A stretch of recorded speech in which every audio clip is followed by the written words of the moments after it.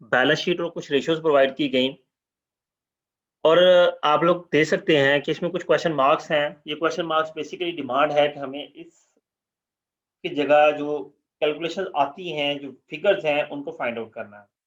इसी तरह balance sheet में कुछ चीज़ें मिसिंग है, इन्वेंटरी मिसिंग है, टोटल एसेट्स मिसिंग है, नेट इनकम, टोटल इक्विटी और total liabilities and equity missing है। हमें ये सारी चीज़ें फाइंड करनी है।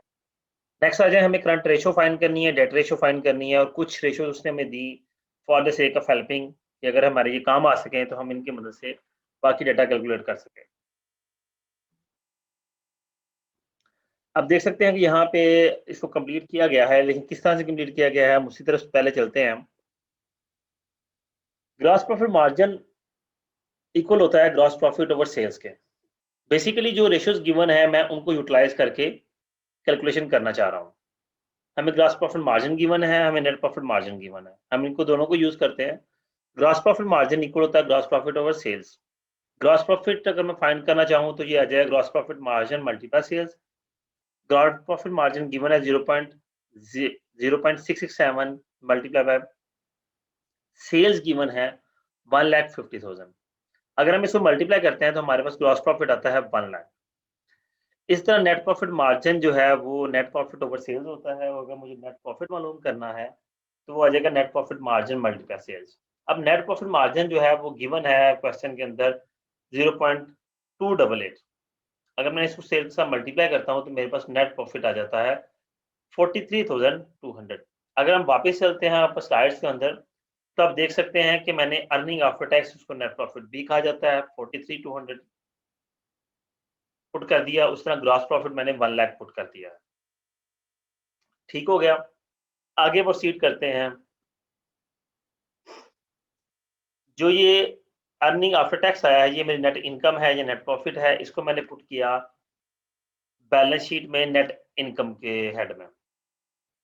अब मैं इक्विटी टोटल इक्विटी कैलकुलेट कर सकता हूँ। कैपिटल मेरे पास 1,50,000 गिवन है, रिटेन अर्निंग 6,800 गिवन है और नेट इनकम 43,200 गिवन है। तीनों को मैं अगर जमा करता हूँ तो मेरे पास टोटल इक्विटी आ गई 2 लाख। अब इस टोटल इक्विटी में मैं जमा करता हूँ अपने टोटल नॉन करंट लायबिलिटीज और टोटल करंट लायबिलिटीज जो कि 40,000 और 1,60,000 है। दोनों को जमा किया तो मेरे पास टोटल लायबिलिटीज एंड इक्विटी आ गई 4 लाख। हम ये बात जानते हैं कि बैलेंस शीट की दोनों साइड्स बराबर होती हैं, तो यही वैल्यू मैंने पुट कर दी टोटल एसेट्स में। लेकिन एक चीज और, लाजमी नहीं है कि इसी वैल्यू को पुट किया जाए, हम एसेट्स भी कैलकुलेट कर सकते हैं। एसेट्स की तरफ आते हैं तो हमारे पास गिवन है cash 50,000, account receivable 20,000, inventory missing थी और टोटल करंट एसेट्स हमारे पास थे 1 लाख। आप देख सकते हैं, मैं आपको पिछली स्लाइड में शो करवा देता हूँ। ये कैश 50,000, अकाउंट रिसीवेबल 20,000 और टोटल करंट एसेट्स 1 लाख। मैंने क्या किया, मैंने इन्वेंट्री फाइंड करने के लिए टोटल करंट एसेट्स में से कैश और अकाउंट रिसीवेबल दोनों को माइनस कर दिया, तो मेरे पास इन्वेंट्री आ गई 30,000 की, जो कि मैंने अपने सोल्यूशन में पुट कर दिया। इससे मेरी बैलेंस शीट कंप्लीट हो गई। मैंने अपनी बैलेंस शीट को कंप्लीट कर लिया। अब जो इनकम स्टेटमेंट की चीजें मिसिंग हैं उसमें मैंने अभी तक अर्निंग आफ्टर टैक्स और ग्रॉस प्रॉफिट मालूम किया है। ग्रॉस प्रॉफिट की मदद से मैंने कॉस्ट ऑफ गुड्स सोल्ड भी मालूम कर लिया। आप देख सकते हैं मेरे सोल्यूशन के अंदर ग्रॉस प्रॉफिट 1 लाख था, सेल्स मेरी 1.5 लाख की थी। अगर मैं 1.5 लाख में से 1 लाख माइनस करता हूँ तो मेरे कॉस्ट ऑफ गुड्स सोल्ड आ जाती है 50,000 की। नीचे का जो सोल्यूशन है उस पर आगे चलते हैं। नेट प्रॉफिट इक्वल होता है profit before tax minus tax. अब मेरे पास टैक्स 20% है तो प्रॉफिट बिफोर टैक्स 100%। अगर मैं कहूँ तो नेट प्रॉफिट मेरे पास आता है 80%। अब मैं नेट प्रॉफिट को 80% पर अगर डिवाइड करता हूँ तो मेरे पास आ जाएगा प्रॉफिट बिफोर टैक्स, जो कि मैंने फाइंड आउट किया तो वो आ गया 54,000। अब इसी की मदद से मैं profit before interest and tax भी फाइंड कर सकता हूँ, क्योंकि क्वेश्चन में गिवन है कि मेरा इंटरेस्ट 10% है। अल्टीमेटली बात है कि प्रॉफिट बिफोर टैक्स जो होगा वो 90% होगा। तो मैंने profit before interest and tax मालूम करने के लिए प्रॉफिट बिफोर टैक्स को 90% पे डिवाइड कर दिया, तो मेरे पास आ गया profit before interest and tax 60,000। देखिए ये दोनों चीजें मैंने यहाँ पुट की। अर्निंग बिफोर टैक्स मैंने 54,000 पुट कर दिया और earning before interest and tax मैंने पुट कर दिया 60,000। अगर 60,000 का मैं इंटरेस्ट 10% कैलकुलेट करता हूँ, वो 6,000 आता है, तो मेरे पास अर्निंग बिफोर टैक्स 54,000 आ जाता है। अब 54,000 का अगर मैं टैक्स कैलकुलेट करता हूँ 20%, तो वो 10,800 आता है। मैं माइनस करूँ तो मेरे पास 43,200 आ गया। ये मैंने फाइंड आउट कर लिया। अब मैंने मालूम करना है, पीछे चलते हैं। मैंने फाइंड आउट कर लिया है earning before interest and tax, interest, earning before tax, tax, earning after tax, ये सारे मालूम हो चुके।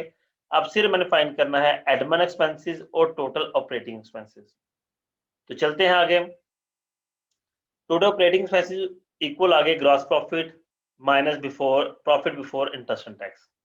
इन दोनों को अगर मैं माइनस करूं तो मेरे पास टोटल ऑपरेटिंग प्रॉफिट आ जाता है। तो ग्रॉस प्रॉफिट 1 लाख का है, profit before interest and tax मेरा 60,000 का है, तो मेरे पास टोटल ऑपरेटिंग प्रॉफिट आ गया 40,000। अब टोटल ऑपरेटिंग प्रॉफिट में एडमिन एक्सपेंसेस होते हैं और सेलिंग एक्सपेंसेस होते हैं। सेलिंग मुझे गिवन है, एडमिन गिवन नहीं है, तो एडमिन मैं फाइंड कर लेता हूं। एडमिन एक्सपेंसेस इक्वल आगे total operating expenses 40,000 minus selling expenses 20,000। Admin expenses आगे 20,000 के। ये आपकी टोटल वर्किंग थी। अगर मैं ये 20,000 भी पुट करता हूं अपने गिवन डाटा के अंदर, तो मेरी ये इनकम स्टेटमेंट मुकम्मल हो गई। बैलेंस शीट पहले मुकम्मल कर चुका था। अब मेरे पास मिसिंग है करंट रेशियो और डेट रेशियो, ये दोनों मैंने फाइंड आउट करनी है। इनको फाइंड आउट करते हैं। करंट रेशियो बेसिकली है current assets over current liabilities, जिसका फार्मूला होता है करंट एसेट्स मुझे गिवन है बैलेंस शीट के अंदर 1 लाख के, करंट लायबिलिटीज मुझे गिवन है 40,000 की, तो मेरी करंट रेशियो आ गई 2.5:1। इस तरह डेट रेशियो अगर मैं मालूम करूं तो total debts over total assets होते हैं। अब टोटल डेट्स में बेसिकली आता है करंट लायबिलिटीज और नॉन करंट लायबिलिटीज दोनों। करंट लायबिलिटीज मुझे क्वेश्चन में गिवन है 40,000 की, नॉन करंट लायबिलिटीज गिवन है 1,60,000। दोनों को जमा करता हूं तो मेरे पास टोटल डेट्स आ गए 2 लाख के। तो अगर मैं डेट रेशियो फाइंड करूं तो 2 लाख को मैं डिवाइड करूंगा टोटल एसेट्स जो कि मैंने फाइंड किए थे 4 लाख के, तो मेरे पास डेट रेशियो आ गई 0.5:1। वो मैंने ऊपर पुट कर दी, तो मेरा वो क्वेश्चन भी कंप्लीट हो गया। 2.5:1 और 0.5:1। ये टोटल हमारा सोल्यूशन था। ये मिसिंग आइटम्स थी जिनको हमने फाइंड आउट किया, कुछ रेशियोज हमने सीखी। तो अल्टीमेटली हमने फाइनेंशियल स्टेटमेंट्स पे और रेशियोज पे थोड़ी सी वर्किंग की इस असाइनमेंट कंप्लीट करने के लिए। आप लोग देख सकते हैं कि इस पूरी असाइनमेंट में एक्सपेंस रेशियो यूटिलाइज नहीं हुई, मुझे जरूरत नहीं पड़ी। अगर मैं चाहता तो मैं इसको भी यूज कर सकता था, लेकिन चूंकि जरूरत नहीं पड़ी तो मैंने इसको यूटिलाइज नहीं किया। मेरा क्वेश्चन मुकम्मल हो गया, तो एज इट इज मैंने इसको कंप्लीट कर लिया। उम्मीद करता हूँ कि ये आपके लिए हेल्पफुल होगा, आप इजीली असाइनमेंट अपनी कंप्लीट कर लेंगे। जज़ाकल्लाहु खैरा, अपना ख्याल रखिएगा। बहुत शुक्रिया।